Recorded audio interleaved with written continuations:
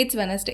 இன்றைக்கி லஞ்ச் பண்ணுறதுக்கு முன்னாடி பால் தான் காய்ச்சிட்ருந்தேன். பாலை காய்ச்சி எடுத்து வச்சுட்டோம் அப்படின்னா, அடுத்து யார் வந்தாலும் காஃபி போட்டு குடிச்சிக்கலாம் அப்படின்னு சொல்லிட்டு, ஃபஸ்ட்டு பாலை காய்ச்சி எடுத்து வச்சாச்சு. அப்புறம் இன்றைக்கி லஞ்சுக்கு வந்து எக்கு போட்டு குருமா குழம்பு வச்சிடலாம் அப்படின்னு சொல்லிட்டு, அதுதான் ரெடி பண்ணிகிட்ருந்தேன்.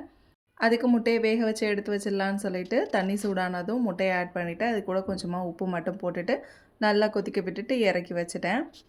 குருமா குழம்புக்கு கொஞ்சம் திக்காக வரணுங்கிறதுனால நான் கொஞ்சமாக அரைச்சி ஊற்றலாம் அப்படின்னு சொல்லிட்டு கசகசாவும் முந்திரியும் கொஞ்சம் ஊற வச்சுருந்தேன். வெங்காயம் தக்காளி அதோடு சேர்த்து கசகசாவும் முந்திரியும் போட்டு நல்லா அரைச்சி பேஸ்ட் மாதிரி எடுத்துகிட்டு அதையும் வந்து குருமா குழம்பு வந்து பண்ணும்போது ஆட் பண்ணிக்கிட்டேன். இதை அரைச்சி ஆட் பண்ணுறதுனால கிரேவி நல்லா திக்காக கிடைக்கும். அதனால் இதை நல்லா அரைச்சி ஆட் பண்ணிக்கிட்டேன். காலையில் பிரேக்ஃபாஸ்ட்டுக்கும் இதே தாங்கிறதுனால நான் வந்து கொஞ்சம் நிறையாவே தான் வச்சுருந்தேன். குக்கரில் வச்சுட்டேன். குக்கரில் வச்சா கொஞ்சம் ஈஸியாக இருக்குங்கிறதுனால வச்சாச்சு. ஒரு 2 விசில் விட்டு இறக்கியாச்சு.